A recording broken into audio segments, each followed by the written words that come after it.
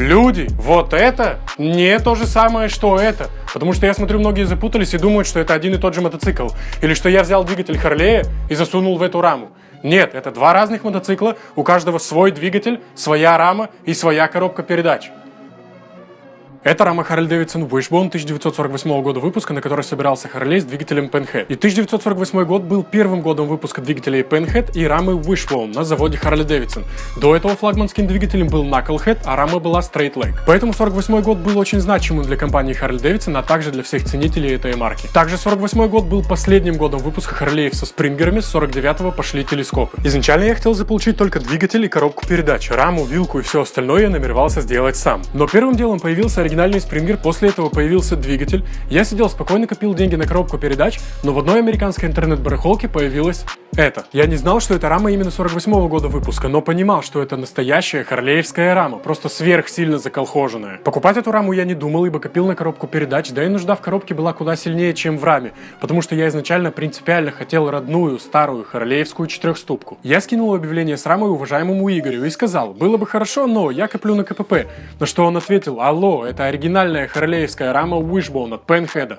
Бери ее. И тут меня осенило, что коробки передач, хоть они и дорогие, но попадаются на продаже в США довольно часто, а рамы попадаются крайне редко, плюс они невероятно дорогие. Эта рама по причине крайней заколхоженности и адекватности продавца продавалась сравнительно дешево, поэтому я понял, что Игорь был прав, и второго шанса купить раму по такой низкой цене у меня не будет. Дальше я долго объяснял продавцу, что раму нужно будет разрезать на части, упаковать в две отдельные посылки, чтобы это все можно было отправить за границу, что в итоге продавец успешно сделал, за что ему огромное спасибо. В итоге, спустя несколько неравных недель ожидания, я получил сперва первую часть, а чуть позже получил и вторую. Осмотрев раму, я осознал хорошую и плохую новость. Хорошая новость заключалась в том, что это действительно настоящая харлейская рама, а не тайваньская копия. Плюс это рама 1948 года выпуска, что супер круто. Но плохая новость заключалась в том, что хоть я по фотографии понимал, что рама супер сильно заколхожена, на деле все оказалось раз в 5-6 хуже, и на раме практически не было живого места. Но, учитывая то, что я в своей жизни умею хорошо делать лишь две вещи: колхозить и расколхаживать чужой колхоз. Поэтому я даже обрадовался, что с рамой придется поработать подольше, потому что чем больше работы в железку вложить, тем сильнее с ней связь по итогу. Почти каждый квадратный сантиметр рамы покрыт толстым слоем шпаклевки, и именно его я первым делом взялся отбивать, дабы сперва хоть понять, насколько все плохо, что выжило и что нет, и вообще, куда стоит двигаться и с чего начинать. Отбивая шпаклю, мне постепенно открывалось родное литье с наваренным поверх него хламом. Очевидно, угол рулевого стакана изменили, отрезав его, переварив и зашив сверху тонкой жестянкой, которую я срезал, дабы осмотреть, насколько все под ней плохо. А там все оказалось очень плохо. Когда-то было очень модно вырезать середину с замком и делать сквозное окно. Видимо, тут когда-то было так же, но им это надоело, и они отрезали рулевой стакан, завалили его и обварили всяким ржавым хламом при помощи электродов. Даже для того, кто знает эти рамы, наверняка будет трудно понять, что это харлейская рама, настолько она заколхожена. Все это происходило в 60-х и 70-х, и тогда это не считалось колхозом, а напротив, считалось высшей степенью искусства. Время от времени я перескакивал на другие части, потому что не терпелось узнать, что там под шпаклей, ну или просто нравилось отбивать этот засохший в клею песок. Но, наигравшись в археолога, я таки вернулся к рулевому стакану и продолжил добывать руду и шлак от электродов там. Вот видно оригинальное литье, и тут впереди оригинальное литье. Вот вставка, которую сюда вварили. Затем вырезал в колхозный чермет меж хребтом и распоркой, начал вырезать все лишнее из стакана и выбил чашки подшипников.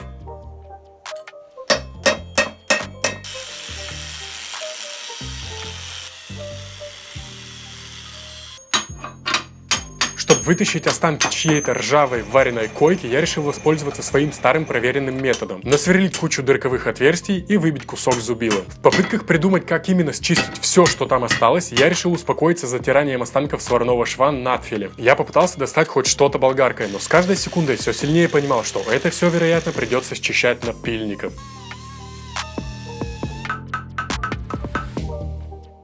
Эти две трубы отрезаны отсюда и поменены местами. Вот эта вот труба должна лежать вот здесь. Вот это вот крепление массы аккумулятора. И оно должно стоять здесь. Там внутри видно втулки, которые вставили, когда разрезали раму. То же самое и с этой стороны. Там тоже внутри есть втулка. Зачем это все делалось, без понятия. По ходу дела я пытался прочитать ход действий того, кто все это делал, но с каждым следующим шагом я все сильнее и сильнее терял нить. И потом вообще перестал понимать, что тут происходило, ну и соответственно перестал удивляться. В этот момент момент, спустя десяток лет работы на деревянных табуретках, сидя на картонах, до меня дошла гениальная мысль. Сделаю-ка я такой высокий стол с металлической столешницей и буду работать на нем. Он не будет гореть от сварки, как табуретки, и к нему можно будет подцепить массу сварки и не тащить толстый провод массы на деталюшке размером с горох. Потом, правда, я понял, что такие столы уже изобрели миллиард лет назад, и называется это верстак. Но выражение лица на роже я не поменял и продолжил быть серьезным изобретателем. Затем я сделал надрезы, чтобы вернуть рулевой стакан в законный угол. У выставленной в нуля рамы наклон нижних труб 10 градусов, а наклон хребта 18 градусов. Выставив свой кусок рамы так, чтобы эти значения совпадали,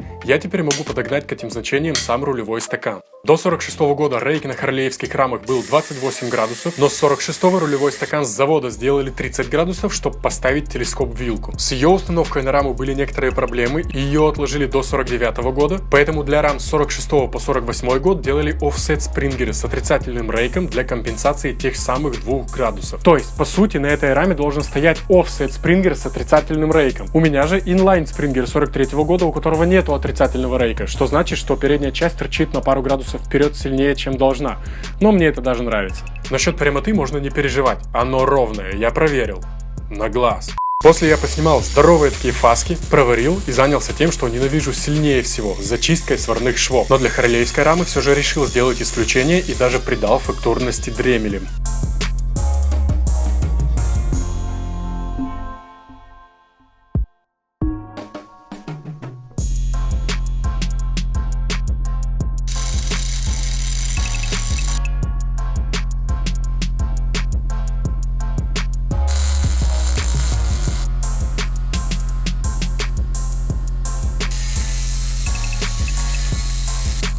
То же самое сделал и с верхней частью, заодно наварил ограничители поворота вилки, которые долго допиливал надфилем. Мы допиливали.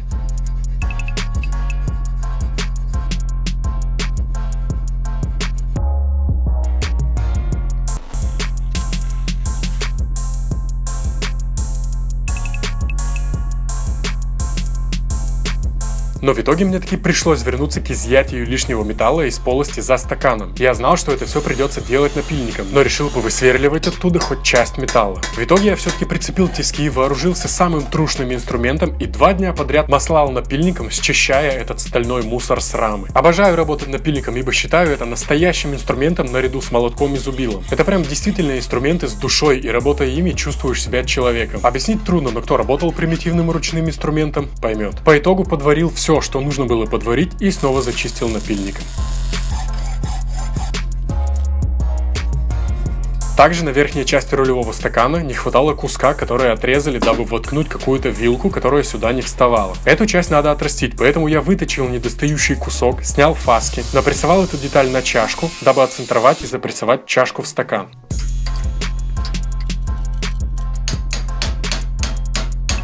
После обварил, вставив мокрую тряпку, чтобы не перегревать чашку, и зачистил. По итогу, конечно, довел надфилем.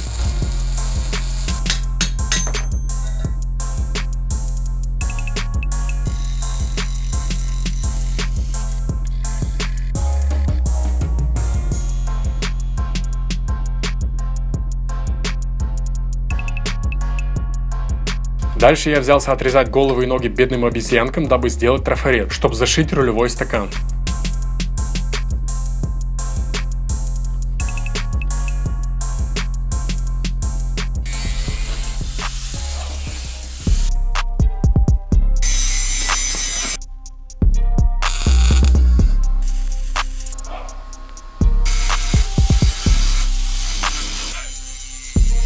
Из 8-мм стали вырезал вставку, подогнал это все и взялся делать части замка руля, которые с завода стоят именно здесь.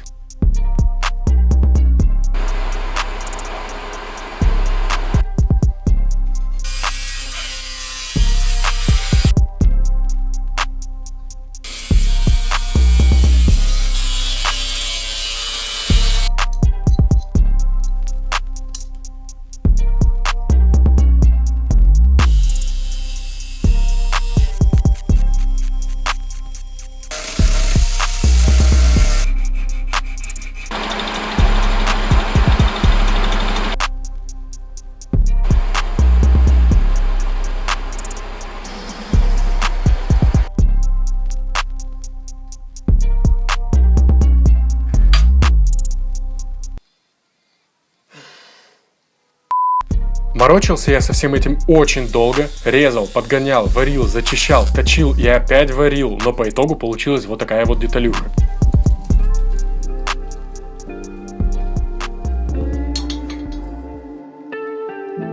После снял паски и вварил.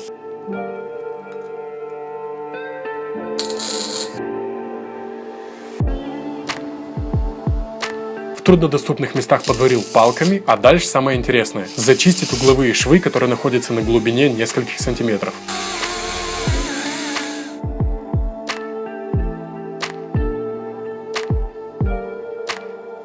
Это все страшнее ужасов, но я зачищу все нормально, когда найду нужную мне конусную фрезу с округлым торцом, взамен моей цилиндрической. После счистил лишнее между хребтом и распоркой.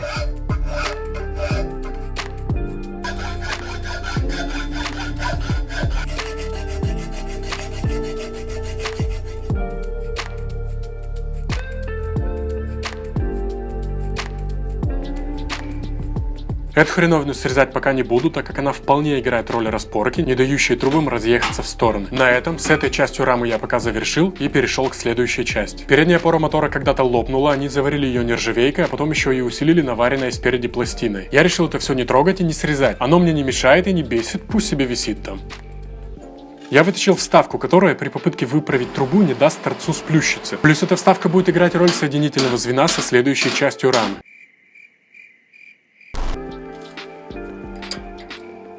Подвыправить эту трубу таки удалось, и я перешел к воскрешению заводских креплений коляски. Не то чтобы они мне нужны, просто нравится, как они выглядят на раме. Нужного диаметра кругляка у меня не оказалось, поэтому под резец попал лом, из которого я вытащил две бочкообразные втулки.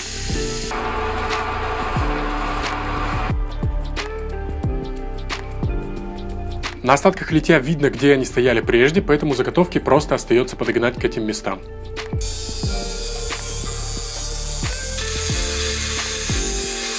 В это время в США приехала отливка крепления спидометра и бензобака, которая должна быть на хребте рамы.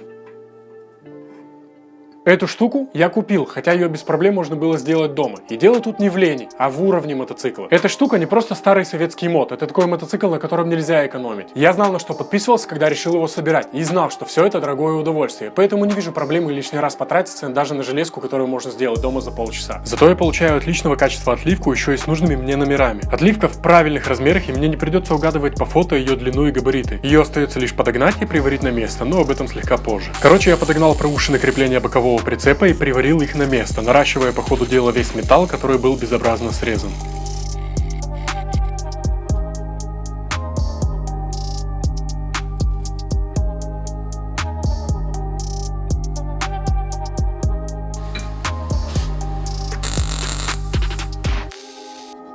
В итоге зачистил, допилил надфилем и получил еще пару восстановленных заводских элементов, которые, на мой взгляд, делают раму симпатичнее. После я занялся подгонкой отливки к хребту. Счистил лишнее, наварил недостающее, выставил и проварил.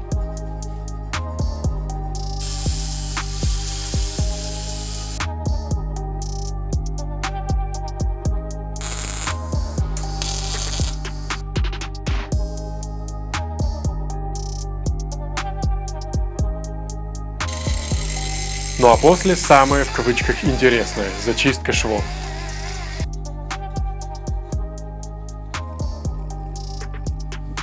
В итоге получаем восстановленное литье крепления приборки и бака, которое добавляет раме агрессии, уникальности и, да, прочности.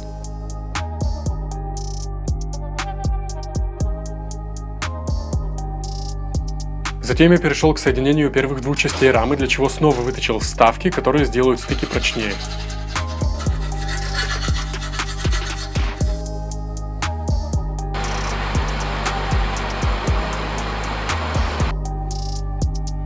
Насверлил отверстие, через которое как раз и будет привариваться вставка к трубе. Загнал эти вставки в трубы и приварил.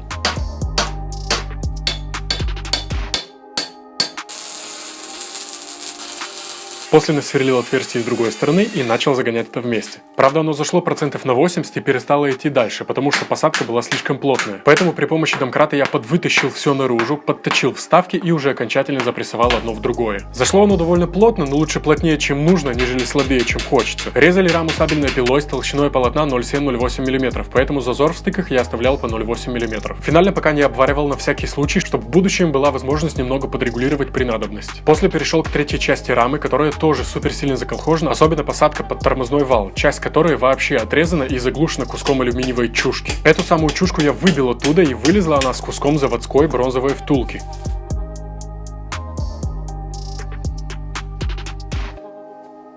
В этом месте вообще непонятно, что делали, но сваркой прожгли отливку насквозь, и сопли сварки торчат внутрь посадки, отчего вал пройти насквозь не сможет. Счистить эту сварку оттуда очень сложно, поэтому я решил прорезать окно в эту штуку и вместе с вырезанным куском достать все капли сварки. Все это благополучно вылезло оттуда, и теперь посадка чистая. Осталось сделать заплатку и все зашить. Заплатку сделал из спецстали, заказанной из США.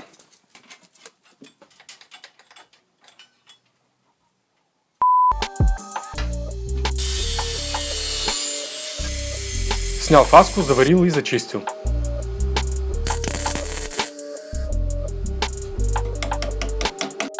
Также наварил все недостающие изгибы и придал форму стоковой заводской детали. По итогу даже набил партномера, соответствующие 48 году выпуска.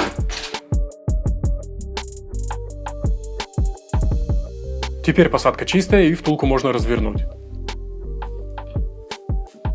Родного вала у меня нет, поэтому посадку я развернул в метрический размер, чтобы выточить под этот размер сам вал. Плюс под родной вал втулка порядком разбита, и для установки родного вала втулки придется менять. А так я бахнул втулки в 19 мм и выточил сам вал. Здесь и здесь будут квадратные посадки под серьги-тяг с обоих сторон.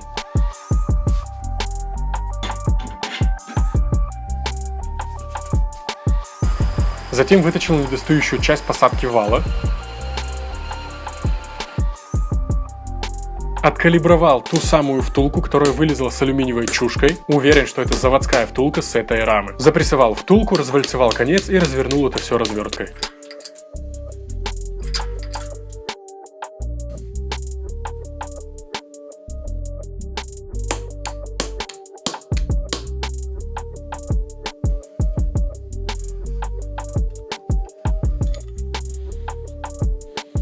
После выставил на раме благодаря валу и первой втулке и заварил. Также заварил старое отверстие под толотницу, так как резьба там уже дохлая. После обварки прошелся разверткой насквозь через обе втулки. И вуаля, теперь тормоз будет работать в штатном режиме. Но при зачистке шва случилось кое-что плохое. Мой старый, добрый надфиль, которым я запилил столько всего, решил уйти на покой. Правда, я не люблю соглашаться с судьбой и часто иду ей вперерез, поэтому...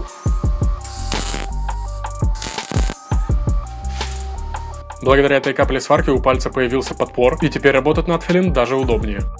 Надфиль в моем понятии это простой способ добиться нужной формы и эффекта. К тому же он оставляет легкую шероховатость, что очень похоже на заводскую фактурность металла. После нарезал резьбу под толотницу, правда под метрическую, но что-то лучше, чем ничего.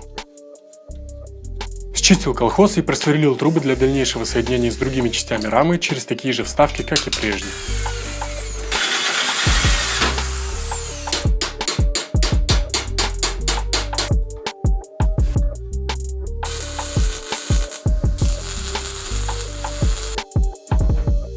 После соединил три части рамы при помощи молотковой активности.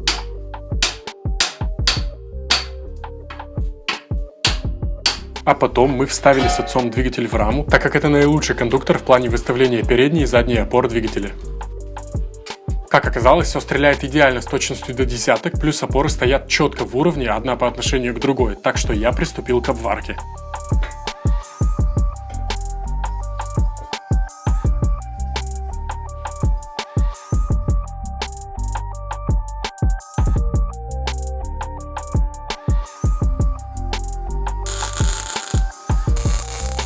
Снял глубокие фаски, чтобы доставало аж до вставки, и проварил.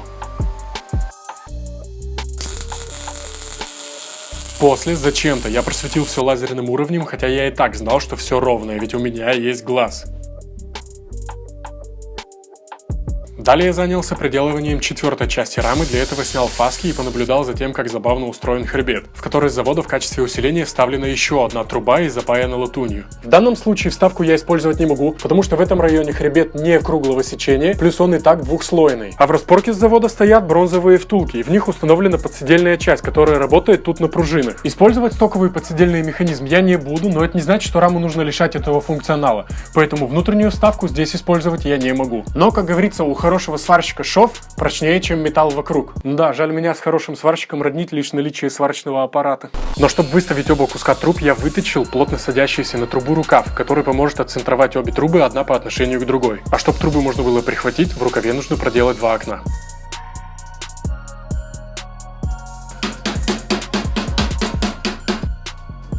Когда все было готово, я вогнал в верхнюю часть, проверил, что все ровно, прихватил и срезал уже ненужный рукав.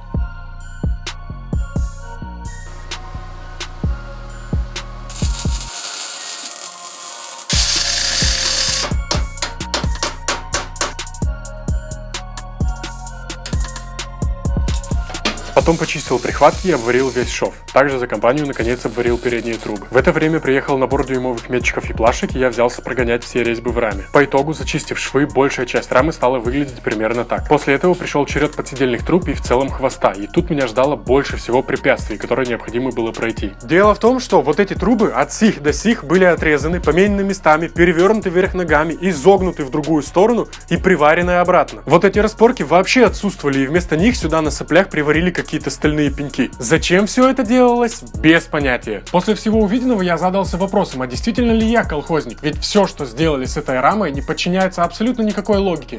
Причем было сделано это отвратительно плохо. Снизу видны родные заводские швы, которые остались на пеньках труб, и видны швы от электродов, которые наплевали сюда Джонни-механики. Поэтому я отрезал прямо по их шву, выбил эти уродливые чушки чермета и слегка почистил лишнее.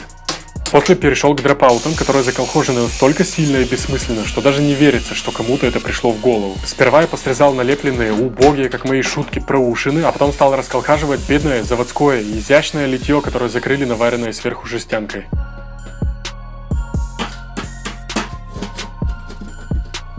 Потом выковырял забитую во все щели дурацкую шпаклевку и счищал ненужный мусор. Здесь должна быть проушина крепления выхлопа, ее, естественно, срезали, ибо, камон, это же True Chopper. Но благо от нее хоть остался пенек, я могу понять, где именно она стояла и какая у нее была толщина. Поэтому я просто сделал саму проушину, выточил наконечник, а заодно выточил наконечники для крепления задней подножки и сделал это ухо крепления выхлопа.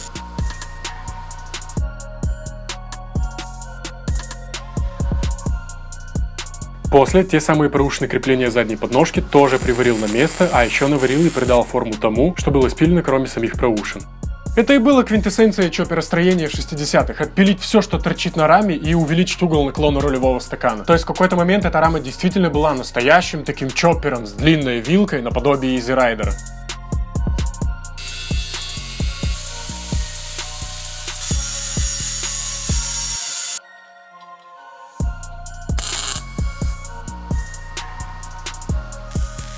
В итоге получилось это, и то же самое я сделал с другой стороны. Зачем я делал все эти мелочи? Не из-за того, что они нужны мне в практических целях. Я делал это все просто потому, что хотел это делать в тот момент. Это было что-то вроде медитации. Я просто отключался от внешнего мира и по-настоящему кайфовал. А каждая следующая мелочушка, приваренная и зашлифованная, делала душевную связь с этой рамой еще мощнее.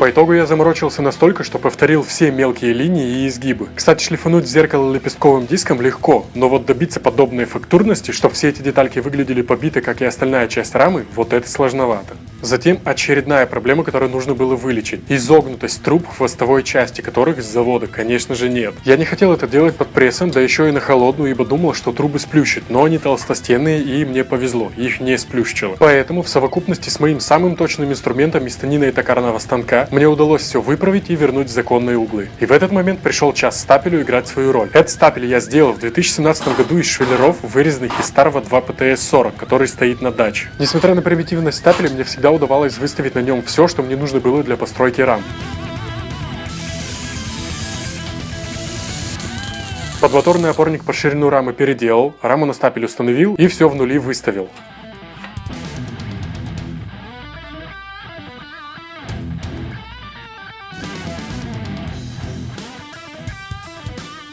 А достаточной длины задняя ось оказалась только на дикаре, откуда я ее, соответственно, и свистнул. Временно. Переделав оснастку стапеля под раму Харли, я начал прикидывать подседельные трубы и просто ошалел, когда увидел, насколько они не стреляют, куда должны стрелять. Могу себе представить, с каким хлопком она отстрелила, когда человек, продавший мне эту раму, распиливал ее. В общем, я разметил места, в которых начинаются эти вставки в трубах, и отрезал оттуда, так как хотел перевернуть трубы и поставить их на законные места. Вот этих двух загибов здесь быть не должно, то есть оно должно идти прямо. Сперва выправил ненужные, добавленные кем-то изгибы под прессом.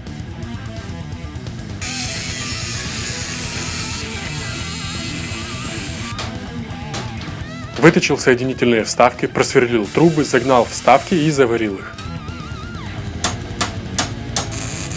После чего вставил поперечку, а дальше были самые веселые 3 дня в моей жизни, за которые я успел полежать под стапелем, на стапеле, постоять на голове вверх ногами и испытать все прелести йоги, выставляя хвост рамы на стапеле, чтобы все стреляло с точностью до десяток.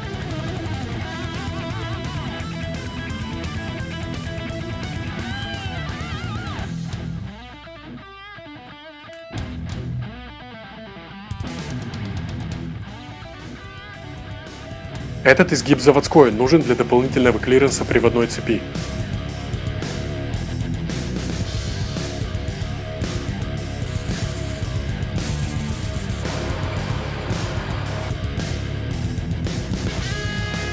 Когда хвост был выставлен, осталось разобраться с последними кусками подседельных труб и соединить их с остальной рамой. В них на 15 см очень плотно напрессован кругляк и приварен через стенки труб. Поэтому я снял части труб и выточил соединительные втулки из кругляка. Сделал недостающие части верхней распорки от хребта и начал выставлять эти последние куски на раме. Когда все это оказалось выставлено, я наконец все это прихватил, а потом и проварил.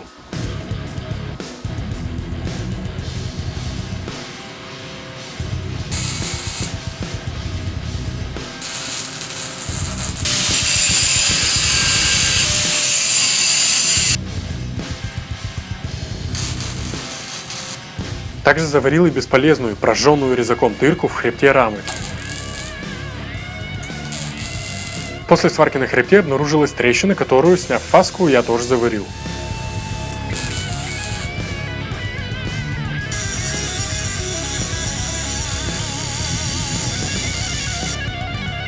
Часть швов мы почистили на стапеле, и наконец пришел черед того самого момента.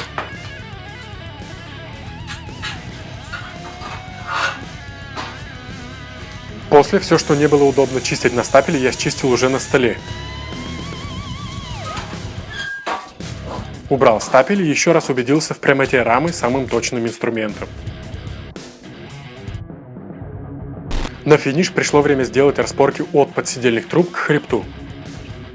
Кстати, да, нарезал резьбу и вкрутил тавотницу, она тут стоит по штату. Эти распорки непростой формы, благо мой колхозный мозг обожает делать детали из стали непростой формы. Ну и тут все как обычно. Трафарет, чермет, заготовка, болгарка, потом опять трафарет, чермет, заготовка, болгарка, сварка, напильник и прочее, пока не получится нужные детали.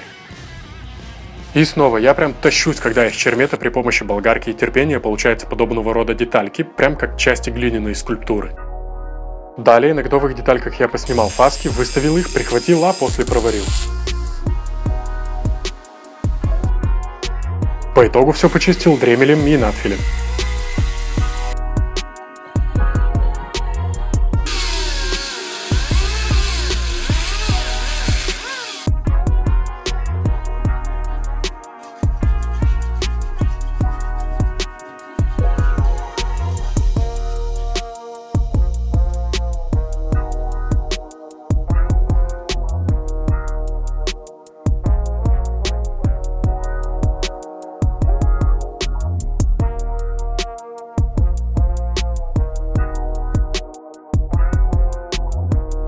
То, как именно я устанавливал спример на раму, зачем я пилил оригинальный харлеевский маслобак, какие детали я еще успел заказать, сборку колес и прочее, будет в следующем по Харлею видео. Теперь насчет покраски этого мотоцикла. Справедливости ради скажу, что некоторую несвойственную для себя дичь я все-таки позволю себе в плане постройки этого мотоцикла, как, например, частичная покраска. Я не мог собрать ум на то, что говорил этот старик. Да. Без понятия, что там нес этот челик, благо это был не я. Естественно, ни о какой покраске и речи быть не может. Я не собираюсь закрывать всю эту 75-летнюю историю под краску. Ведь именно своими вмятинами, шероховатостью, побитостью, отсутствием блеска эта рама рассказывает историю своего долгого пути с 1948 года. А в случае покраски она стала бы обыкновенной рамой, такой же, как и остальные харлеевские, потеряла бы свою индивидуальность и стала бы похожей на тайваньскую копию. Сейчас, как, впрочем, и последние полгода, я жду кое-какие детали из Штатов. После их получения я смогу собрать колеса, поставить мотоцикл на колеса и потом заняться коробкой, двигателем, маслосистемой и прочим. Дикарь пока что на паузе, но вдруг меня отпустит лень, и я бахну на него переднюю вилку за недельку. Насчет прочности рамы. Рискну предположить, что рама сейчас прочнее, чем в заводском исполнении, так как, хоть она и собрана из частей, но в стыках, в трубах стоят усилительные вставки, и все это надежно проварено. Огромная часть работы осталась вне видео, на весь процесс ушло 2 месяца, но какое же удовольствие я получил от процесса. Моим главным девизом является выражение «лучше сделано, чем идеально». Что значит, что лучше сделать, постараться на максимум, но сделать, завершить, нежели потратить всю жизнь в поисках абсолютного идеала, которого не существует. То есть эту раму можно было стараться выводить в идеал, но так никогда ее не завершить, ведь она не идеальна даже с завода. Или собрать ее, чтобы она была прочная, ровная и радовала меня поездками навстречу рассвету и закату. Конкретно над рамой нужно еще немного поработать. Осталось изготовить и приварить переднее крепление бака, которое мне не нужно, просто нравится, когда оно на раме, и нижнее крепление подножия, которое я таки буду использовать. Конечно, бесконечно благодарен всем за любого вида поддержку. Благодарю Кейна за помощь с транзакциями и Игоря Шимова за то, что дал мне пинка навстречу покупке этой рамы. На этом у меня все. До следующего видео.